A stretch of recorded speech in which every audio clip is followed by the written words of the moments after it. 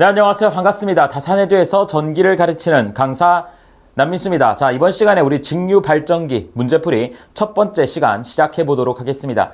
자, 1번 문제입니다. 다음 전자석의 그림 중에서 전류의 방향이 화살표와 같을 때 위쪽 부분이 N극인 것은 묻고 있습니다. 앙페어의 옳은 나사 법칙을 이용을 해라 라는 문제가 될 수 있겠네요. 자, 이 친구를 먼저 보도록 하죠. A 같은 경우는 지금 요렇게 감기게 됩니다. 뭐라고요? 요렇게 감기게 됩니다. 따라서 여기가 뭐가 돼요? N극이 되죠. 자, 이 친구 같은 경우는 보시면은, 자, 요렇게 감기죠. 얘를 보시면 좋을 것 같아요. 얘를 이렇게 감기죠. 그러면은 밑에가, N극이 되는구나. 를 알 수가 있습니다. 자, 이 친구는 어떻게 돼요? 이 친구 역시도, 자, 요렇게 감기게 되겠네요. 요렇게 감기니까 밑에가 N극이 됩니다. 이 친구도 한번 볼까요? 이 친구 같은 경우도, 자, 요렇게 감깁니다. 맞죠? 요렇게 감기기 때문에 엄지손가락이 가리키는 곳이 N극이 됩니다. 자, 문제에서 위쪽 부분이 N극인 것을 골라라고 했기 때문에 A와 D, 답은 3번이 되게 되는 겁니다. 계속해서, 이번 문제 보도록 하겠습니다. 그림과 같이 전기자 원선에 전류를 보낼 때 회전 방향을 알기 위한 법칙 및 회전 방향을 묻고 있습니다. 회전을 했다는 것은 힘을 받았다는 것이고, 자, 우리가 힘을 받았다고 했을 때, 자, F는, 자, I, 크로스, B, L. 자, 요 공식을 쓰면 된다고 했습니다. 자, 그렇기 때문에 힘을 받았다, 돈다, 토크가 생겼다 라는 말은, 자, 결과값이 힘을 받았다, 토크를 받았다라는 거죠. 그 말은 뭐예요? 전동기라는 겁니다. 전동기는 뭐예요? 전기적인 에너지를 넣어줬을 때 기계적인 에너지가 나오는 거죠. 그러니까 즉, 지금과 같이 힘의 방향을 묻고 있을 땐 전동기를 써야 되고, 그 전동기를 여러분들 활용을 하실 때 어떤 걸 한다? 플레밍의 왼손 법칙입니다.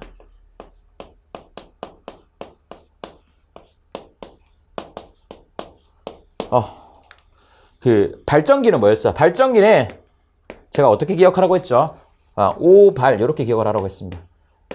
오른손 법칙은 발전기가 되는 겁니다. 그래서 왼손 법칙이겠구나 하면은 2번, 4번 지워내고 1번, 3번 둘 중에 한 개일 겁니다. 자, 그럼 우리는 방향만 알면 됩니다. 방향의 이 외적을 사용해도 되죠. 자, 일단은 이쪽부터 보도록 하겠습니다. 지금 보시면은 나오는 거죠. 나오고 N에서 S로 어떻게 돼요? 자속의 방향이 N에서 S로 이렇게 되어 있죠. 자, 그러면은 왼손 법칙이니까, 자, F, B, I. 우리가 아는 FBI를 기억해 주시면 되겠죠. 따라서 지금 우리가 구하고 싶은 것은 이 F가 될 겁니다. 이 B는 어떻게 돼요? B는 여기로 가는 방향이 될 겁니다. 자, 그런데 I는 어떻게 돼요? 자, 요거는 뭐예요? 튀어나온다는 거죠. 따라서 요대로 되겠네요. 맞죠? 자, 그럼 힘은 어디로 받아요? FBI니까 힘은 위로 받는다는 거죠. 따라서 어떻게 된다? 요 방향으로 돌겠구나 라는 것을 우리가 쉽게 알 수가 있습니다. 당연히 요 점에서도 우리가 써볼까요? 자, FBI죠. B가 이렇게 되고 FBI죠. 전류가 어떻게 돼요? 들어가는 거죠. 그럼 이렇게 되는 거죠. 따라서 여기서 힘을 이렇게 받는 거니까 결국은 또 이렇게 되는 겁니다. 어쨌든 뭐다? 이게 시계 방향이다 라고 여러분들이 이해하시면 되겠죠. 내적 공식을 활용해서도 여러분들 방향을 찾아도 상관없습니다. 뭐든 간에 상관이 없다. 자, 직류기를 구성하고 있는 3대장을 구하라고 되어 있습니다. 3대장. 자, 여러분들 개. 자, 이거는 여러분들 전기자기야 2장 파츠의 제목과도 같죠. 이렇게 기억을 해주시면 쉽게 기억할 수가 있겠죠. 정유자, 그리고 전기자, 그리고 계자. 만약에 4요소를 묻는다라고 한다면 여기서 뭘 해준다? 브러쉬까지 여러분들이 찾아주시면 답을 구할 수가 있다는 거죠. 이렇게 여러분들이 기억을 해주시면 되겠네요. 자, 그 다음 4번 보도록 하겠습니다. 자, 직류기에서 공극을 사이에 두고 전기자와 함께 자기 회로를 형성하는 것은, 전기자가 있고 계자가 있습니다. 자, 전기자와 계자 사이에 뭐가 있어요? 바로 공극이 있죠. 그래서 지금 뭐야? 공극을 사이에 두고 전기자와 함께 자기 회로를 형성하는 친구는 뭐다? 계자라는 친구가 되겠네요. 이런 거는 간단하게 여러분들이 알고 가면 좋겠습니다. 자, 직류발전기 전기자에 대한 설명으로 잘못된 것을 구르고 있습니다. 전기자, 회전하는 전기자를 묻고 있습니다. 전기자 원선은 대전류인 경우 평각동선을 사용한다. 그렇죠. 평각동선은 이렇게 네모나게 생긴 동선이다 라고 생각하시면 됩니다. 전기자의 권선은 소전류의 연동 환선을 사용한다. 이렇게 동그라미라고 생각을 하시면 됩니다. 그러니까 뭐 이거는 사실 암기를 해야 되는 거죠. 암기를 해야 되는 거야. 그러니까 연동이니까 이거 동그라미라고 생각하면 돼요. 평각이니까 이거 네모처럼 피읍이 네모 같잖아요. 네모라고 생각하면 돼요. 그리고 네모를 그려주시고요. 그리고 동그라미를 그려주세요. 그럼 뭐가 더 커요? 네모가 크죠. 그러니까 얘는 뭐다? 대전류에 쓰는 거고 네모는. 동그라미 뭐야? 소전류에 쓰는 거다. 라고 여러분들이 암기해 주시면 돼요. 이거는 보기에 나옵니다. 선지에 왕왕 출제가 됩니다. 그냥.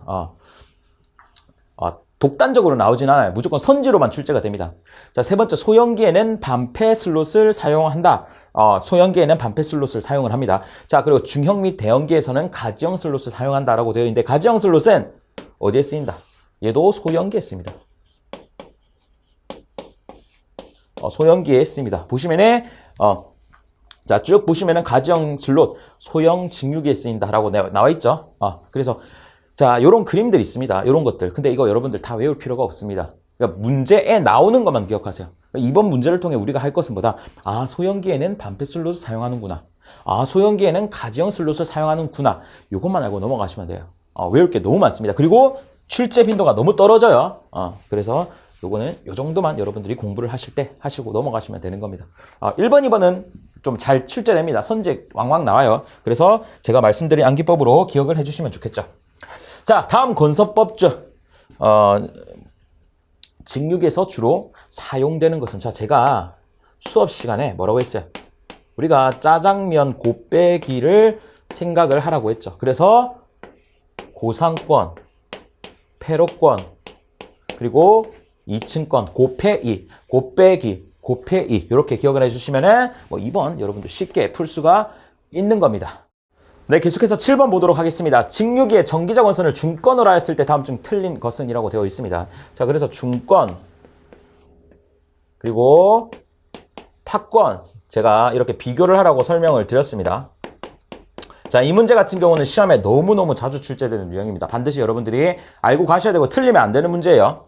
자, 중권 같은 경우는 병렬 회로수와 브러쉬 수와 극수가 다 동일하다라는 것을 여러분들이 알아야 되고, 타권 같은 경우는 애플파이를 기억해 주시면은 무조건 2다라고 여러분들이 기억을 해주시면 좋습니다. 자, 그리고 중권 같은 경우는 병렬 회로수가 좀 많아요. 뭐보다 팝콘보다 많기 때문에 병렬 회로수가 이렇게 많다라고 여러분들이 일단 기억을 해주세요.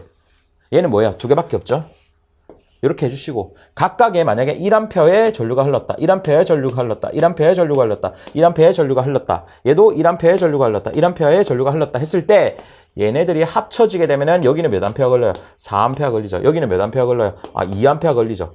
이것을 통해서 뭐라고 할 수 있어요? 중권은 대전류에 적합하구나, 얘는 소전류에 적합하구나 라고 기억만 하시면은, 전압은 반대니까 이렇게 기억하시면 쉽죠. 얘는 뭐예요? 대전류. 그리고 저전압 에 적합하고, 얘는 소전류, 고전압에 적합하다라는 것을 여러분들이 암기하지 않아도 기억할 수 있다는 거죠. 따라서 이 중권 같은 경우는 아까도 그랬지만 병렬 회로수가 많기 때문에 문제가 생길 우려가 많다는 거죠. 이런데 순환전류가 발생할 수가 있다는 거죠. 그렇기 때문에 뭘 해준다? 균합선을 설치를 해줘야 돼요. 균합선이 필요하고, 얘는 균합선이 필요가 없다라고 여러분들이 기억을 해주시면 되겠죠. 이렇게 한번 정리를 해보겠습니다. 자, 첫 번째, 전기자의 권선의 병렬 회로수는 극수와 같습니다. 브러쉬 수는 항상 2개이다. 요거는 이제 팝권의 특징이라고 할 수 있습니다. 병렬 회로수가 2개고 브러쉬 수도 2다. 뭐 이렇게 기억을 해주시면 좋을 것 같아요. 여기 나와 있죠. 자, 세 번째, 전압이 낮고 비교적 전류가 큰 기기에 적합하다. 자, 그러니까 지금 보시면은 중권은 대전류 저전압이죠. 자, 그러니까 전압이 낮고 비교적 큰 전류에 적합하다라고 되어 있습니다. 자, 균합선을 접속할 필요가 있다. 그렇죠. 중권에 균합선을 접속할 필요가 있습니다. 자, 그래서 계속해서 다음 문제 보도록 하겠습니다. 직류의 건선법 중 틀린 것을 고르라고 되어 있습니다. 자, 이런 건선법, 직류기의 건선법이 나오면은 아까도 말했지만 우리가 짜장면 곱빼기를 기억하시면서 곱빼이만 기억을 하시면 돼요. 얘만 쓴다고요. 자, 전기자 건설자 환상권 없어요. 곱빼이 중에 없어요. 사용되지 않는다. 맞는 말이겠네요. 안 쓰니까. 자, 전기자 건설에는 고상권이 주로 사용된다 고상권, 고페이의 고가 되는 거네요. 정류를 양호하게 하기 위해서는 단절권이 이용된다. 자, 이거는 여러분들이 동기기 가시면 또 배우게 될 겁니다. 동기기 가시면은 분포권과 단절권을 배우게 될 겁니다. 뒤에서 설명을 드릴 건데, 분포권과 단절권을 우리는 반드시 채용을 해야 됩니다. 우리가 이쁜 정연파를 만들기 위해서는요. 그래서 우리나라가 남북이 분단되어 있죠. 그래서 분단도 여러분들이 같이 가지고 하시면은 분단, 고폐이 이런 것들 기억을 해주시면은 우리가 쉽게 맞출 수가 있습니다. 그래서 분단, 분포권과 단절권이 나오면 정류를 양호하게 하고 그렇기 때문에 분포권과 단절권을 채용한다라고 여러분들이 일단 미리 공부를 하셔도 좋을 것 같습니다. 자, 저전압, 대전류, 직류계에는 파권이 적당하며 고전압, 직류계에는 중권이 적합하다라고 되어 있는데, 자, 파권 같은 경우는 우리가 병렬 헬수가 두 개이기 때문에 소전류, 대전압이고요. 얘는 뭐가 되겠어요? 자, 중권 같은 경우는 대전류, 저전압이 되겠죠. 그래서 해당 부분은 설명이 반대로 되어 있죠. 틀렸다고 볼 수가 있겠네요. 직류발전기, 유기기전력과 반비례하는 것은 이라고 나와 있습니다. 자, 이거는 여러분들 아주 간단한 공식 문제라고 할 수가 있습니다. 유기기전력이니까 1로 쓸게요. 자,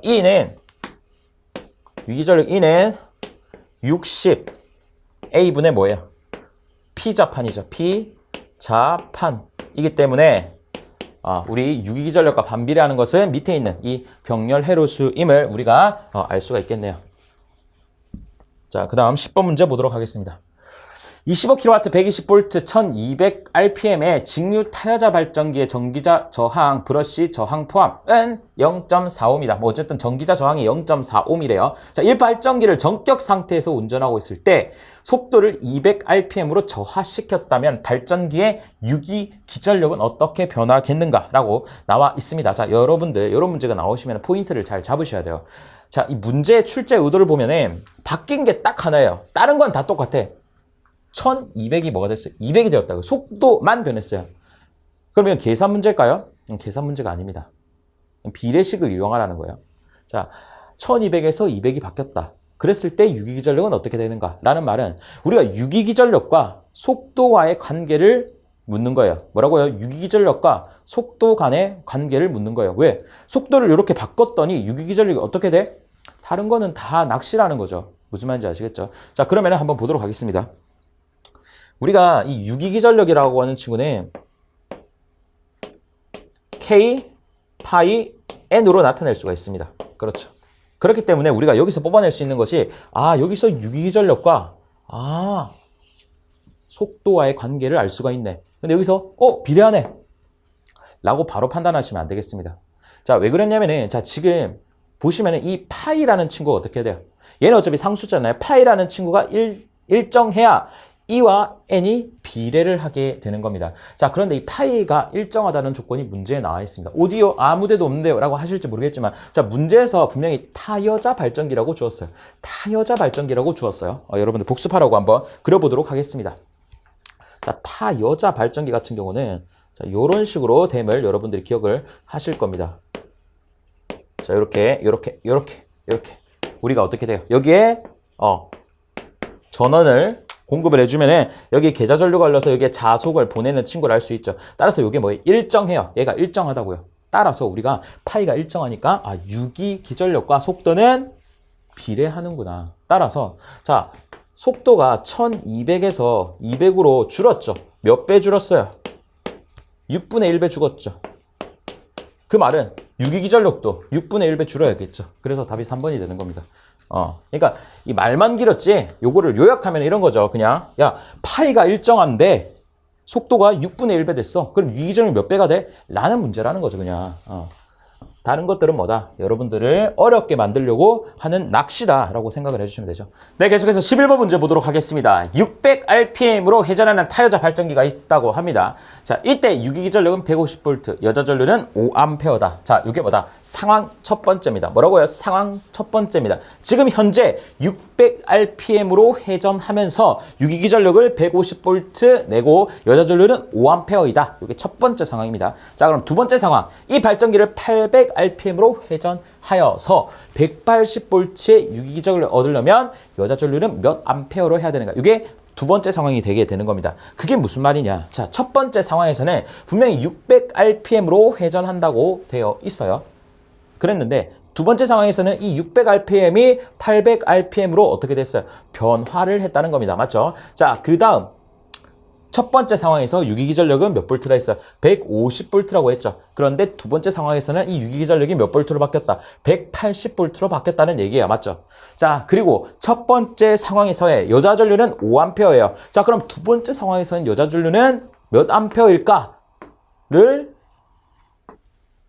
묻는 문제라고 할 수가 있습니다. 그러니까 정확하게 상황 두 개가 있고 변화가 된 것은 뭐예요? 자, 변화가 된 것은 지금 회전수 N이 변화가 되었고요. 자, 그리고 유기전력 E가 변화가 되었고요. 그리고 뭐가 변화되었어요? 계좌전류 IF, 여자전류가 계좌전류죠. 가 변화가 되었어요. 그래서 우리가 N과 E가 변했을 때 IF가 어떻게 되는가? 세 가지 요소의 관계성을 묻는 문제입니다. 자, 그러니까 이 계좌전류라는 놈은 우리가 이렇게 생각할 수도 있죠. 계좌전류가 커지면은 자속이 커지잖아요. 그러니까 얘를 뭐로 볼 수도 있다. 그냥 자속으로도 볼 수가 있는 겁니다. 자, 그럼 자속과 유기전력과 그리고 N, 회전수의 관계가 다 들어간 식이 하나가 기억이 나실 겁니다. 방금 했던 식이죠. 자, 유기기전력은 뭐가 돼요? K, 파이, N이 되는 거죠. 맞죠? 아, 여기에 N, 파이, E라는 친구가 다 있다는 겁니다. 자, 그러니까 여기서 뭐 K는 상수니까요. E가 어떻게 변하고 N이 어떻게 변했을 때 얘는 어떻게 변하느냐 만 우리가 구하면 되는 거예요. 그래서 어차피 정확한 값을 구할 필요가 없기 때문에 몇 배 증가했냐만 구하면 되기 때문에 이 파이를 결국 IF와 같다라고 봐도 아무런 상관이 없습니다. 자, 그러면은 자, 우리가 알고 싶은 것은 뭐예요? IF 값입니다. 구하라고 한 게 여자 전류라고 했기 때문에 그럼 우리가 IF에 관해서 나타내 보도록 하겠습니다. IF에 관해서 나타내 주면 어차피 K는 상수니까 무시할게요. 자, N분의 2라는 것을 우리가 알 수가 있죠. 자, 이것을 통해서 이 IF라고 하는 것은 유기기전력에 비례하고 회전수의 반비례함을 알 수가 있습니다. 자, 그럼 회전수가 600에서 800으로 6분의 8배만큼 뭐라고요? 6분의 8배만큼 증가했죠. 그러면 반비례하니까 IF는 반대로 어떻게 되겠어요? 6분의 8배가 아니라 8분의 6배만큼 이렇게 감소가 될 겁니다. 뭐 적어줄게요. 800분의 6배 뭐 이렇게 하셔도 상관없죠. 자, 곱하기 유기기전력은 150에서 180으로 증가했어요. 150에서 180으로 증가했어요. 즉 150분의 180으로 다시 150분의 180배 증가했죠. 그러면은 이 IF는 유기전력과 비례하기 때문에 여기에다가 150분의 180만큼 증가를 했다라고 여러분들이 이해를 하시면 되겠죠. 그래서 이거를 계산해 주시면은 약 0.9가 나옵니다. 0.9가 나옵니다. 그 말은 IF가 원래 전류보다 속도가 600에서 800으로 바뀌고 유기전력이 150에서 180으로 바뀌니까 원래 전류보다 0.9배가 되었다는 거죠. 그러니까 원래 전류가 얼마였어? 원래 5A였던 애가 몇 배가 됐어요? 0.9배가 됐다는 거죠. 따라서 5에다가 뭘 곱해주면 돼요? 0.9를 곱하면 4.5가 나오는 거죠. 이것도 결국 앞에 문제에서 약간 응용된 거죠. 앞에 문제는 하나의 조건, 하나의 요소만 바꿔줬을 때 다른 요소는 어떻게 되느냐를 물었지만 이 친구 같은 경우는 두 개의 조건을 바꿨을 때 하나의 요소가 어떻게 바뀌느냐를 묻고 있는 관계식을 이용한 문제다라고 여러분들이 이해하시면 될 것 같습니다. 자, 1000kW, 12번이죠. 1000kW 500V의 직류 발전기가 있다. 그리고 회전수는 246rpm, 슬롯수는 192, 각 슬롯 내 도체수는 6, 극수는 12이다. 전부 하에서 자속수를 묻고 있습니다. 그리고 전기자 저항과 전기자 권선은 단중 중건이다. 뭐라고요? 단중 중건이다. 중건이라는 말이 나오면 바로 여러분들 옆에다가 A는 B는 P다. 이렇게 적어줘야 됩니다. 왜? 우리가 지금 보시면은 극수가 10이라는 얘기는 중건이니까 극수도 10이고 브러시수도 10이고 병렬의 수도 10이구나. 라는 조건이 이미 포함된 조건이라고 할 수가 있어요. 맞죠? 자, 이렇게 가시고 지금 문제에서 직류 발전기가 주어져 있습니다. 자, 이런 경우는 여러분들 무조건 등가 회로를 그려주셔야 됩니다. 등가 회로를 그려주셔야 됩니다. 자, 그런데 직류 발전기인데 우리가 직류 발전기 하나만 배운 게 아니잖아요. 타여자 발전기도 배웠고 분권 발전기도 배웠고 직권 발전기도 배웠고 정말 많은 것을 배웠는데 도대체 어떤 친구의 등가 회로를 그려야 되냐라고 여러분들이 물으신다면 아무거나 그려도 상관이 없습니다. 자, 왜 그러냐고 하시면은 자, 일단 뭐 분권을 보통 많이 그리긴 합니다. 분권을 그려볼게요. 자, 분권을 그려볼게요. 자, 여러분들이 분권을 그리셔도 돼요. 분권이 이렇게 되는 거죠. 분권 하나 그려볼게요. 그걸 빠르게 직권도 한번 그려보겠습니다. 직권. 직권도 뭐 한번 그려볼게요. 뭐 타여자도 그려볼까요? 타여자 그리고 싶으신 분들도 있을 거 아니에요. 타여자도 한번 그려보겠습니다. 이렇게 조금 대충 그려도 이해해 주세요. 개념이 중요한 거니까요. 자, 이렇게 그렸습니다. 자, 그럼 요 세 가지 케이스가 다 적용이 돼요, 이 문제는. 왜? 자, 지금 보시면은 전기자 저항이 0.0065ohm이라고 나와 있죠. 그런데 계자 저항에 대한 언급은 어딜 봐도 없죠. 눈을 씻고 봐도 없습니다. 그 말은 계자 저항은 다 무시하면 된다는 거예요. 분권에서 계자 저항을 무시해 볼까요? 계자 저항이 뭐예요? 얘죠. 얘를 무시하면 되는 거예요. 이렇게. 맞죠? 자, 그럼 얘를 무시하면 돼요. 얘 계자 맞죠? 무시하면 돼요. 맞아요? 맞죠? 얘는 어차피 계자 저항이 뭐예요? 얘죠? 무시하면 되는 거예요. 결론은 뭐예요? 얘랑 어때요? 똑같다는 거예요. 계자 저항을 무시하기 때문에. 만약 무시하지 않거나 당연히 계자 저항을 무시하지 않는다면 각각의 발전기의 증가 회로가 다르기 때문에 어떤 발전기다, 분권이다, 직권이다라고 문제에서 반드시 주어질 겁니다. 자, 그렇기 때문에 그런 거 혼동하지 않으시고 아무거나 하시면 됩니다. 자, 이렇게 그려보도록 하겠습니다. 자, 그러면은 자, 1000kW라고 했으니까 부하가 1000kW짜리가 달렸나 보죠. 자, 부하가 1000kW짜리가 달렸던 것 같습니다. 자, 그랬을 때 500V라고 되어 있죠. 그러면 여기에 몇 볼트가 걸린 거예요? 500V가 걸린 거예요. 그럼 여기에 흐르는 전류를 우리가 구할 수가 있겠네요. 전류 어떻게 구해요? 전류. 1000kW를 어떻게 나누는데 500V로 나누면 되겠죠. 자, 그러면은 1000kW를 여기다가 적어볼게요. 자, I 1000 곱하기 10의 3승을 그래서 구해보시면은 여기다가 뭐 해줘요? 1000kW를 뭐로 나눠주면 된다? 500으로 나눠주면 되겠죠. 그럼 뭐가 돼요? 2000A가 됩니다. 2000A. 2000A가 되게 됩니다. 따라서 여기에 흐르는 전류가 뭐예요? 2000A죠. 2000A가 되는 거 맞아요? 2000A가 되게 됩니다. 자, 저걸 구한 이유가 있겠죠. 자, 항상 저거를 왜 구하는지 여러분들이 생각을 하셔야 됩니다. 자, 다시. 제가 이거를 갑자기 구했는데 이렇게 설명하면 안 될 것 같아서 자, 유기기전력이라고 하는 것은 60A분의 뭐예요? P자판이 됩니다. 맞죠? 자, 문제에서 딱 보시면은 자, 이러한 조건들이 다 주어져 있어요. 그랬을 때 자속을 구하라고 되어 있습니다. 자속을 구하라고 되어 있어요. 자속을 구하라고 되어 있어요. 자, 그러면은 우리가 극수 알죠? 그리고 Z가 뭐예요? 전체 도체수가 되는 겁니다. 그러면 전체 도체수는 어떻게 구해요? 슬롯 수에다가 각 슬롯 내 도체수를 곱하면 되겠죠. 당연한 거 아니에요. 슬롯에 들어가 있는 거. 그러니까 슬롯에 지금 저 말이 뭐야? 슬롯에 몇 개가 있어요? 도체수가 하나, 둘, 셋, 넷, 다 6개가 있고 여기 이게 몇 개라 있어요? 192개라는 뜻이잖아요. 그러면 Z도 주어졌죠. 그러면은 회전수도 주어졌죠. 병렬 회로수도 주어졌죠. 우리가 이걸 구하기 위해서 뭘 알아야 돼요? 유기기전력을 알아야 된다고요. 그러니까 항상 문제를 풀 때 기계적으로 풀다기보다는 왜 내가 이거를 하고 있지라는 걸 아시면 좋아요. 그러니까 당연히 유기기전력을 구해야지 얘를 구할 수 있잖아요. 그래서 지금 유기기전력을 구하려고 하는 과정입니다. 자, 그러면은 전류가 2000A가 흘렀고 전기자 저항이 뭐라고 했어요? 0.006ohm이라고 했어요. 맞죠? 0.006ohm이라고 했어요. 맞죠? 자, 그러면은 우리가 구하고 싶은 여기에서 나오는 유기기전력이라고 하는 친구는 분명히 유기기전력이라고 하는 친구는 자, 여기에 흐르는 전기자 전류가 있을 겁니다. 자, 그러면은 IA, RA에 뭐가 돼요? 이게 V가 되는 거죠. 맞죠? 여기에서 전압 강화만큼 해주고 결과적으로 저게 되는 거죠. 자, 따라서 넘겨주시면은 이는 V 플러스 IARA라는 식이 되고 우리가 단자 전압 V는 500V로 주어져 있고요. 그리고 전류는 뭐라 했어요? 2000A죠.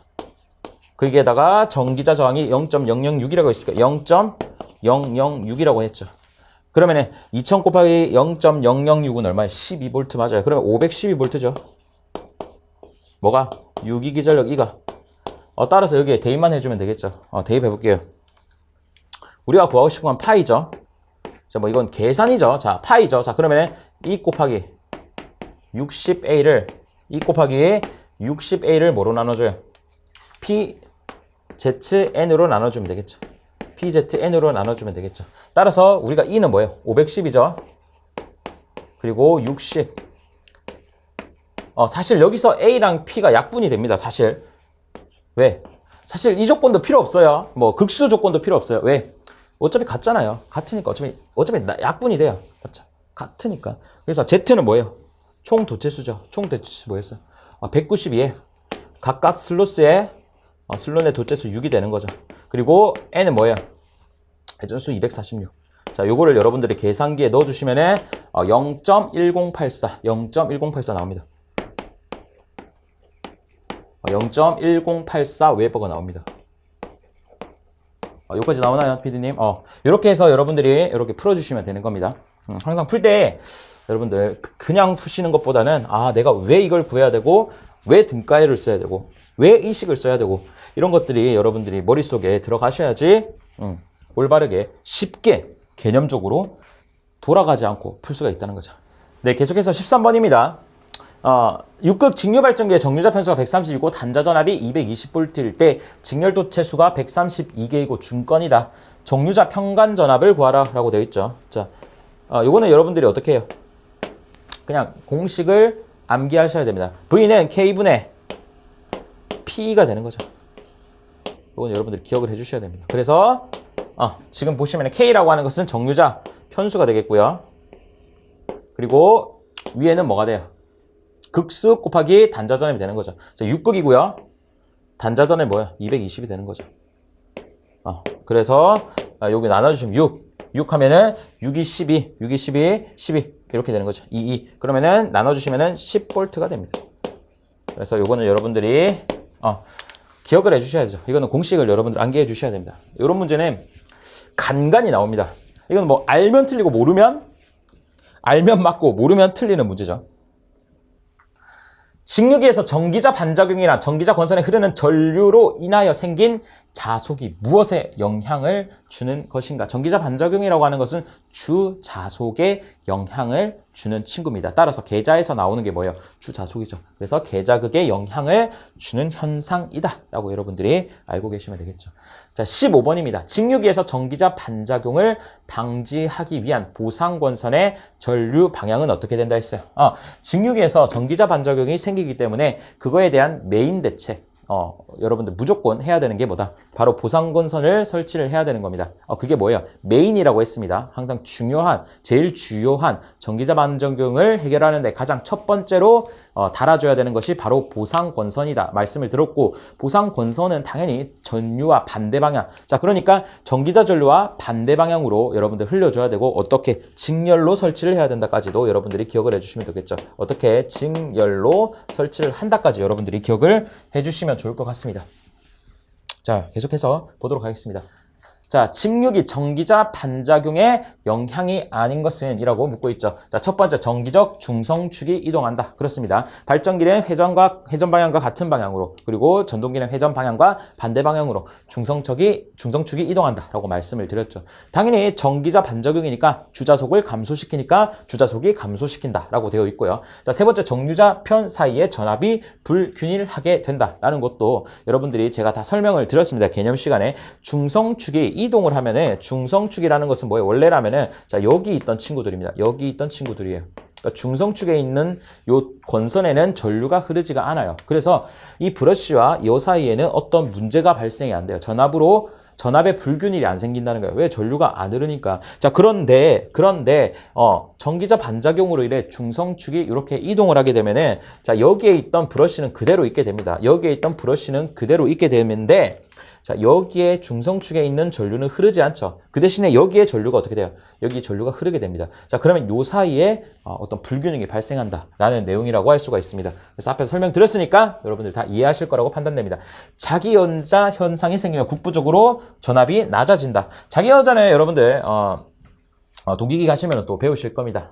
어렵게 생각할 필요 없고 어떤 C 성분, 그러니까 콘덴서, C 성분이 있거든요. 콘덴서 성분이 증가를 하게 되면은, 증가가 아니라 콘덴서 성분이 부하에 달리게 되면은요, 전압이 계속 올라가는 현상이 발생을 해요. 그래서 그거에 대한 보상으로, 그거에 대한 대책으로 L 성분을 달아주는 이제 그런 현상인데 나중에 뒤에 가서 배울 거니까 여러분들 그때 또 공부를 하시면 될 것 같습니다. 그래서 전기자 반작용과는 관련 없는 내용이기 때문에 4번이 된다라고 생각을 하시면 되겠고요. 자, 17번 보도록 하겠습니다. 직류기의 전기자 반작용을 방지하기 위해 가장 좋은 방법이 뭐라 했어요? 보상건선 설치하는 게 바로 메인이 된다라고 여러분들에게 말씀을 드렸죠. 그래서 반드시 기억을 해 주셔야 됩니다. 자, 직류기의 보상건선은 뭐라 했어요? 전기자와 직렬로 연결된다. 앞서 설명을 드린 내용입니다. 네, 계속해서 19번 직류발전기 보국에 대한 설명으로 틀린 것은 보국은 뭐예요? 이쁜 양호한 정류를 얻기 위해서 우리가 그런 해결책으로 보국을 달아준다고 했습니다. 자, 그래서 보국의 계자건선은 전기자건선과 보상건선과 마찬가지로 직렬로 접속한다라고 되어 있습니다. 맞습니다. 직렬로 접속하게 됩니다. 2번 살짝 넘어가고요. 자, 세 번째, 보국의 수는 주자극과 동일한 수지만 어떤 경우에는 주자극의 수보다 적은 것도 있습니다. 요거는 그렇다라고 넘어가시면 되겠죠. 자, 네 번째, 보국에 의한 자속은 전기자 전류에 비례하여 변화한다라고 되어 있는데, 자, 이게 이 4번은 결국 1번과 같은 말입니다. 자, 왜 그러냐면은, 자, 우리가 예를 들어 보국이 있어요. 보국과 전기자 권선과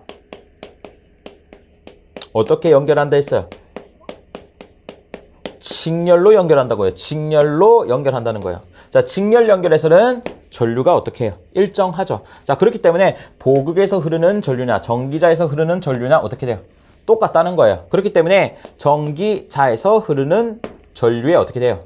보국에서도 전기자 전류가 흐르고 전기자 권선에서도 전류가 흐르니까 보국에 의한 자속은 전기자 전류에 비례하여 변화한다. 맞겠죠? 이 전류에 의해서 보국에서 어떻게 돼요? 자속이 나가는 거니까. 무슨 말인지 아시겠죠? 자, 이렇게 여러분들이 이해를 하시면 될 것 같습니다.